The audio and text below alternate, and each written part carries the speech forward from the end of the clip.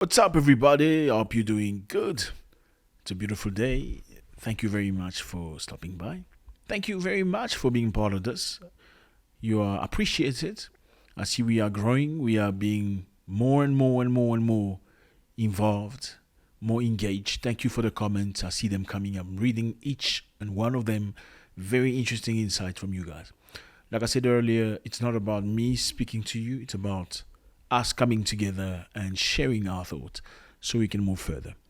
Okay, so today we have a very interesting speech by Julius Malema. Julius Malema of South Africa, very strong figure of freedom. He used to be with the ANC, the political party of Nelson Mandela, until he felt that he wasn't going in accordance with his thoughts and beliefs anymore and his values. So he decided to create the EFF, which is a brand new political party that's very, very strong right now in South Africa, embedded with a lot of young men, young women coming together for financial freedom. So Malema had things to say about Israel and Palestine. We know Israel is going through some stuff with Palestine. They're fighting each other right now. It's a long story. We're going to listen to Malema and make a comment. Let's go. For how long are we going to fold our arms and allow Israel to kill those people in Palestine? We are going to withdraw our embassy from Israel, and we are going to chase away the Israeli embassy in South Africa. Wow. We're going to close our embassy in Israel, and we're going to chase away the Israel embassy in South Africa. Very strong word. Until human rights are respected in Palestine. We are beneficiaries of international solidarity.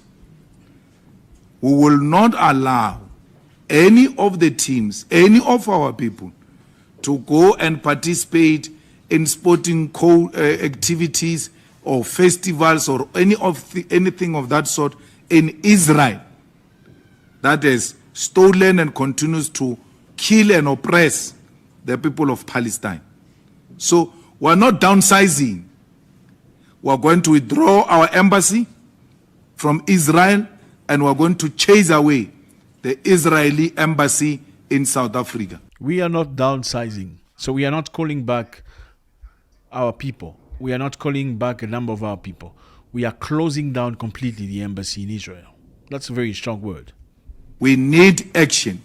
And not only with regard to embassy and cultural activities, including economic activities, we ought to cut ties with Israel. Wow. We ought to cut ties with Israel. You know, South Africa understands well, I think, with the experience of apartheid, being subjected to supremacy, being subjected to a government that does not consider you as human beings. That's what the apartheid government was. In a time where black people could not say words in front of white people. In a time where black people could not share a toilet with white people. In a time where black people could not go in the same restaurants or date the same people. Yes, at that time, dating a white person as a black man or a white or black woman was a crime. You would go to jail for it. It was a very sad moment for South Africa when many black South Africans were not allowed to go to school or to study at university to get the best education possible because they wanted to keep them in a certain level that was just not good enough. In a time where there was a black neighborhood and white neighborhood, meaning black people lived in location, that's what it's called, in location where they were put together like animals. They lived in shacks in very bad conditions. In a time where black people of South Africa, in order to move from one area to the other, had to ask for a visa in their own country. Yes, moving from one area of the town to the other area, you need a visa for that. Let alone moving from one province to another, you need a visa. So, people of South Africa, especially Julius Malema right now, come from that perspective when he talks about Israel and Palestine. Let's watch. Anything that is produced in Israel should not find its way into South Africa. Anything that produced in Israel should not find its way to South Africa. That's what Julius Malema says. For how long are we going to fold our arms and allow Israel to kill those people in Palestine? Our struggle is not a localized struggle. Our issues are international. You must see Palestine even when you are here.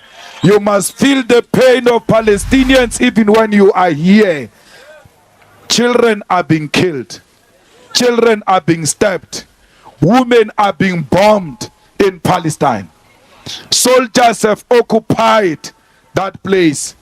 There are a lot of entry areas. Even if you are not a Palestinian or a Jew, you want to visit Palestine, you are subjected to a huge harassment by Israel. Wow, I didn't know that. You are subjected to huge harassment if you want to visit Israel. So that must come to an end. We are saying to apartheid Israel, respect democracy. We have nothing against you except the system of oppression, occupation of Gaza is wrong. And we are saying return the land in the same way we are demanding our land here in South Africa. Let the people of Palestine own their own land. Which is happening in Palestine is been condoned by the USA. If the USA was not agreeable to the oppression of the people of Palestine, that Israel will not be arrogant. The nonsense which is perpetuated by apartheid Israel in Palestine is supported directly by capitalism and by America. So we need to say to the embassy of Israel, we are not friends with people who derive pleasure. So he believes that the reason why Israel is doing what it's doing is because it's supported by the United States of America.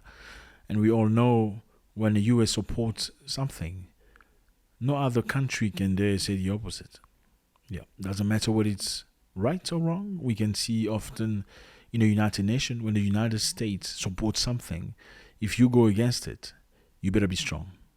And I think that's a perspective from which Julius Malema is expressing himself.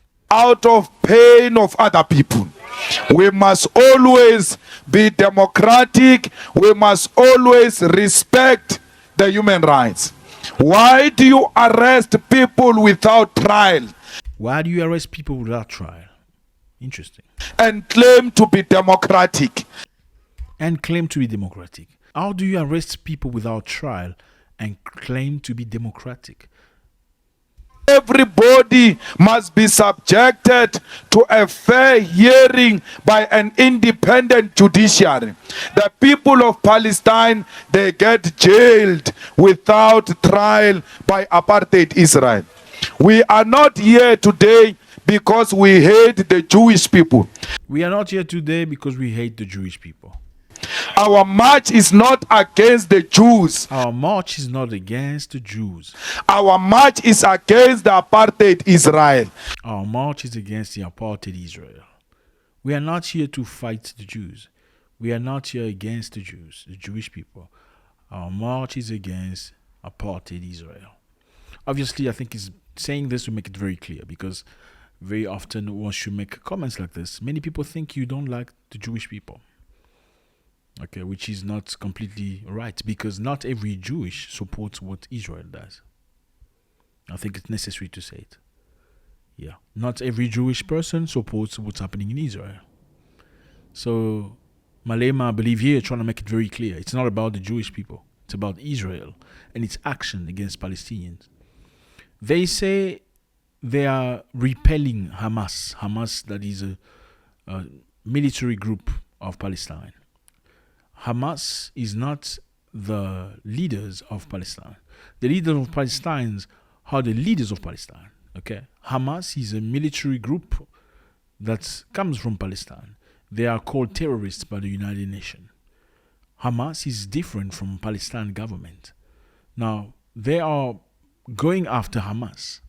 Now, my worry is, if they're going after Hamas and not Palestine, why has the United Nations cut the aid to Palestine? Aid that was helping Palestinian people to get some money, some food, some situation, because they don't have any money, any water, any gas. It's been cut.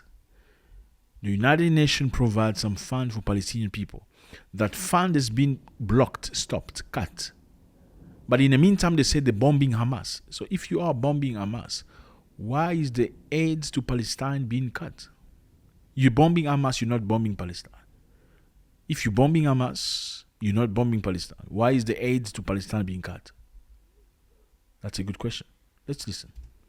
So we must not live here thinking that the Jews are our enemies. We must not live here thinking that the Jews are enemies. The Jews are not our enemies. They are not our enemies. They are not our enemies. We do not agree with the apartheid Israel. We do not agree with apartheid Israel. So Malema made very, very sure that nobody goes and say, oh no, he's anti. No. He made very, very sure this is not a war against the Jewish people. This is not people being angry against the Jewish people. This is being expressive about what's happening with Israel and Palestine right now. Even though whatever Hamas has done is absolutely unacceptable. I think nobody deserves to be taken away out of life in that manner. Nobody. I think even the people that do the worst things possible deserve trial and be treated according to justice. Nobody has the right to take anybody's life.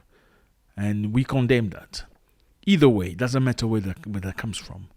But it's the premeditated, the calculated suffering that is planned to be induced into people that everybody, every human being on earth should be against.